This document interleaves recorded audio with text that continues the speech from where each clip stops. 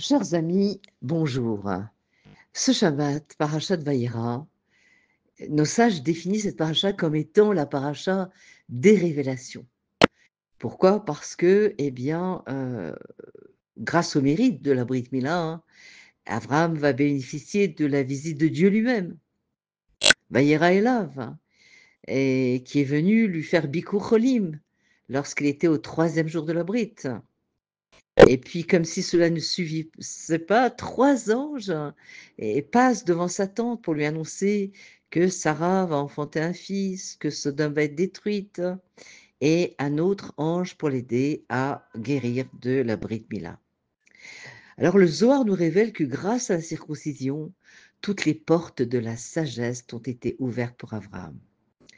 Et donc, Rabbi Éléazar a dit que Dieu lui est apparu seulement après qu'il se soit circoncis, car avant de l'être, il ne parlait qu'avec lui qu'à travers un degré inférieur, c'est-à-dire la dernière sphira, la Malchut, au-dessus duquel les degrés supérieurs, les 9 autres sphirotes, ne se révélaient pas encore, comme c'est écrit dans le Zohar.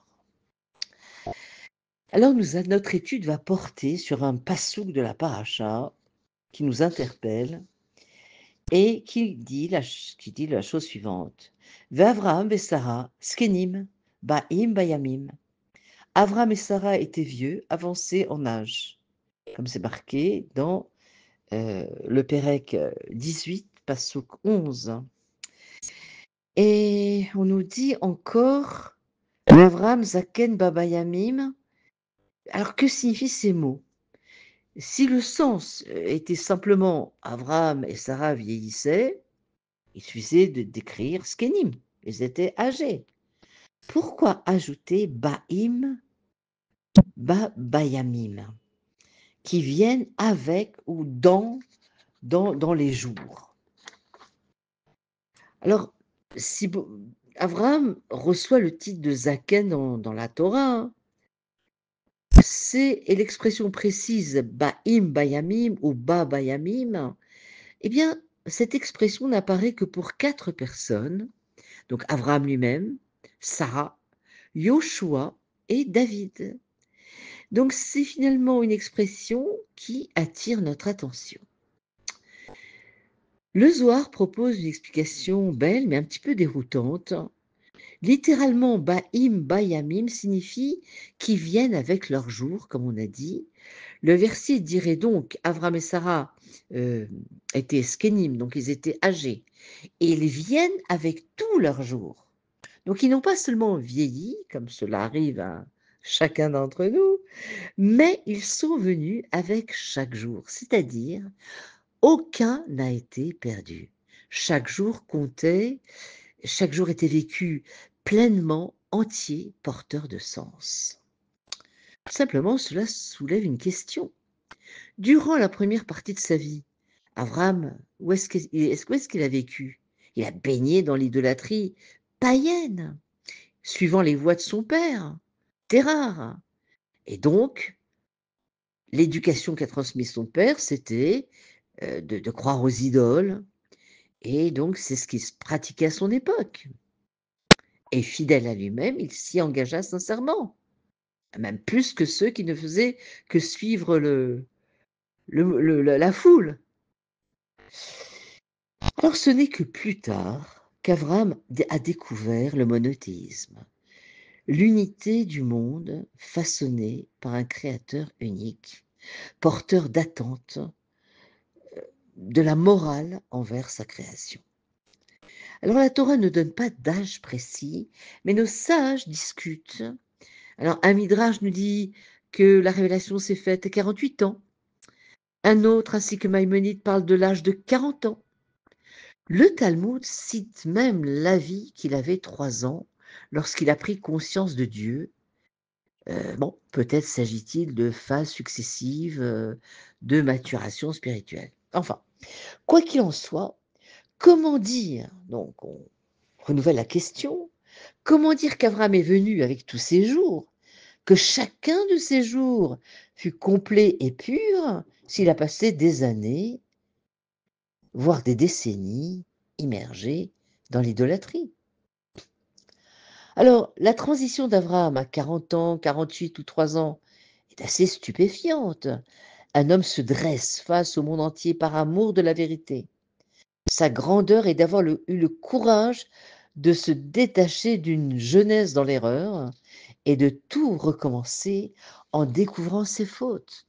Alors, comment la Torah peut-elle affirmer, selon le Zohar, que tous ses jours furent spirituellement irréprochables? La même question vaut pour Sarah, dont la Torah dit qu'elle aussi est venue avec ses jours. Mieux encore, au sujet de Sarah, comme on verra dans la prochaine paracha, la vie de Sarah fut de 100 ans, 20 ans, 7 ans. Ce furent les années de la vie de Sarah. D'ailleurs, les derniers mots semblent un peu redondants. Le Midrash et Rashi expliquent pour nous enseigner que toutes ces années furent également bonnes. Alors, mais comment dire cela, puisque le début de sa vie a été consacré à l'idolâtrie et que sa judéité, pour éveiller le Hachem Echad, s'est éveillée que plus tard. Alors un jour, lors d'un Farbringen, le Rav Jacobson raconte que le rabbi a commencé par un paradoxe de halakha. À 13 ans pour un garçon, donc il est obligé des mitzvot, bar mitzvah, 12 ans pour une fille, donc majeure quant à la réalisation de Torah et mitzvot, et pourtant, la Torah n'oblige pas les parents à entraîner l'enfant avant cet âge pour qu'il soit prêt. Ce devoir d'initier l'enfant aux mitzvot, c'est-à-dire ce qu'on appelle le chinour, l'éducation, a été institué par les sages et il est d'ordre rabbinique, non biblique. Alors, c'est paradoxal. Comment, du jour au lendemain, un enfant pourrait-il pratiquer parfaitement des centaines de mitzvot sans entraînement? C'est comme demander à un jeune de rejoindre une équipe pro sans un jour d'entraînement. D'ailleurs, beaucoup de mitzvot exigent même des préparatifs, acheter des tefilines, tzitzit, un chauffard, du matériel pour la soukha, etc. D'où l'institution rabbinique du chinour bien avant la bar mitzvah, mais la Torah elle-même ne le demande pas. Donc, le rabbi nous dit que du point de vue de la Torah, la pratique, l'essai-erreur et le temps d'apprentissage font partie intégrante de la mitzvah elle-même. Quand la Torah oblige le jeune de 13 ou la jeune fille 12 ans, elle ne dit pas sois parfait dès aujourd'hui, mais commence le processus. D'ailleurs, dans certaines familles, hélas, la bar mitzvah ou bat mitzvah est une fin en soi. Donc ici, Rabbi nous dit c'est le début d'un processus, bar mitzvah ou bat mitzvah. La Torah sait que l'appropriation prendra du temps, avec des erreurs. Et tout ce temps fait partie du développement spirituel. Par exemple, en Israël, à 18 ans, on est mobilisé pour 3 ans. Avant d'être opérationnel, on fait des mois de classe. Alors, est-ce que ces mois comptent-ils comme service militaire? Bien sûr. On apprend, on se trompe, on progresse. Cela fait partie du service militaire. Ainsi, en judaïsme, à 13 ou 12 ans, on est incorporé, Tzivot Hashem, dans le peuple d'Israël. L'entraînement commence.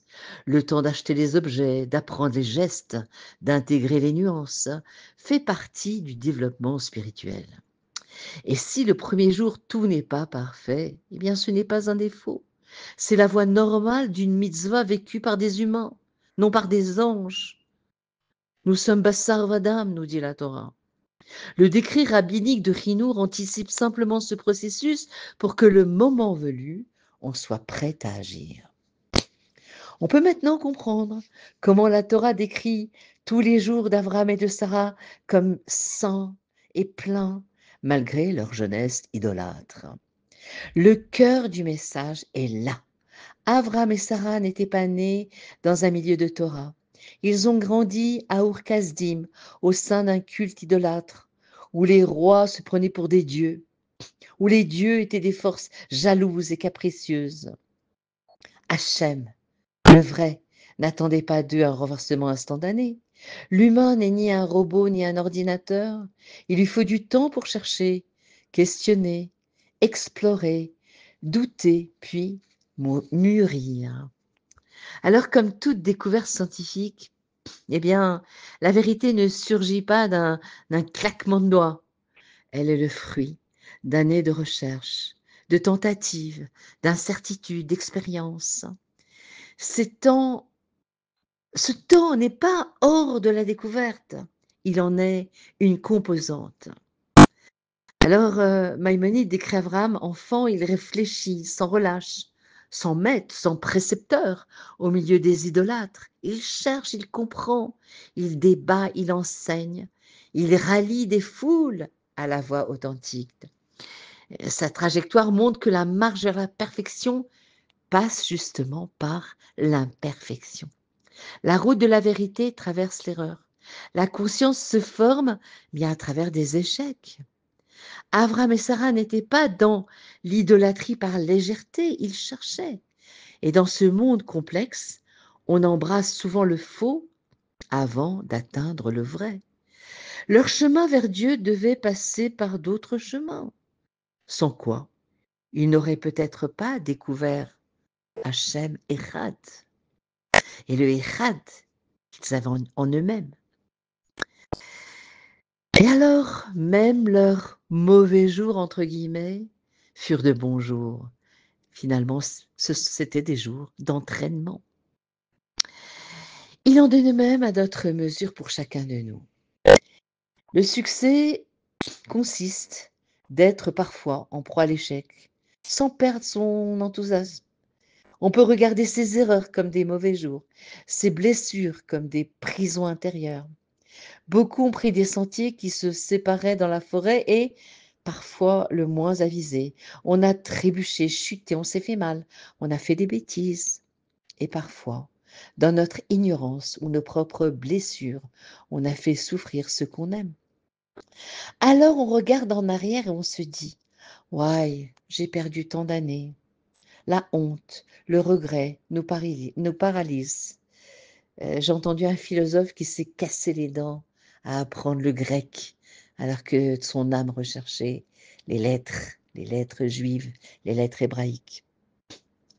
Mais lorsque la Torah dit qu'Abraham et Sarah vinrent avec tous leurs jours, et que toutes les années de Sarah ont été également bonnes, elle nous propose une autre lecture. La vie ne s'édite pas.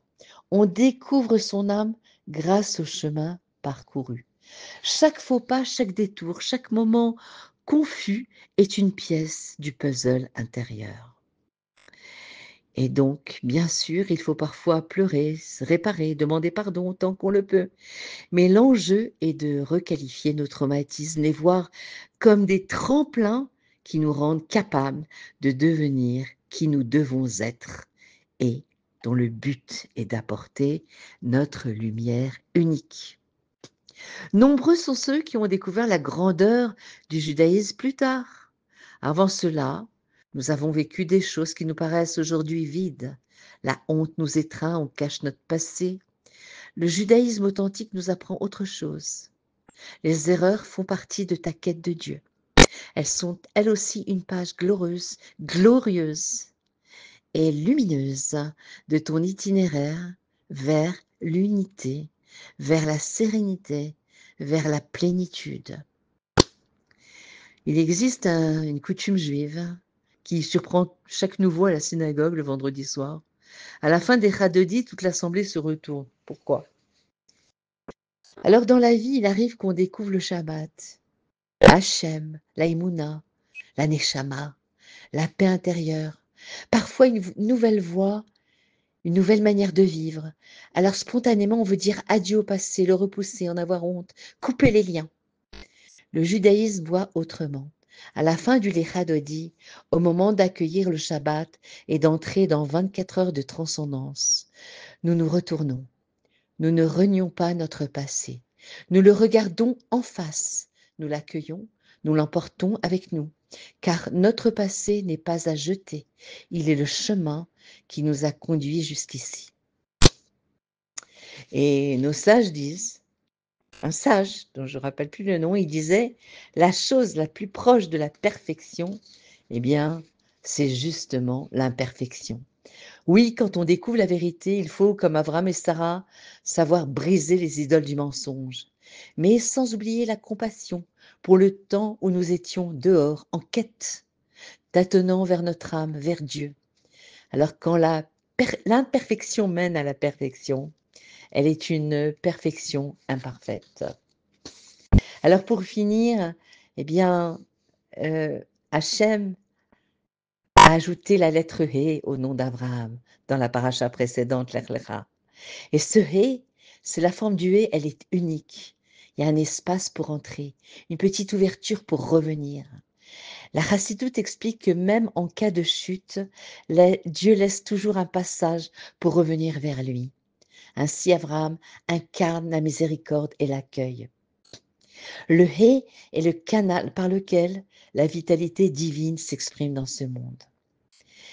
Et la Torah nous enseigne bien sûr que Maaseh Avot Siman Ebanim, l'histoire de nos pères est un signe pour nous les enfants de nos pères Abraham, Israël et Yaakov. Le souffle ajouté à Abraham, c'est un souffle confié à chacun de nous. Nous pouvons devenir les porteurs de ce He par une parole qui réconforte, une mitzvah faite avec un sourire, une prière pour son prochain, une main tendue. Le rabbi disait, une petite lumière repousse beaucoup d'obscurité. Donc, Hachem nous demande simplement de souffler un peu de sa lumière dans le monde, comme l'a fait notre père Abraham. Et à travers nos actions, nous devenons des héritiers de la mission d'Abraham Avinu. Illuminer le monde, apporter la foi et l'espérance, la tikva, faire grandir la vie et l'amour divin autour de nous. Donc que le Hé d'Abraham inspire nos paroles et nos cœurs, qu'il ouvre les portes de la bénédiction pour tout Israël et pour l'humanité entière, et que le Hémet se dévoile dans ce monde de Sheker. Amen, Ken Yiratzon, Shabbat Shalom, Umevorach.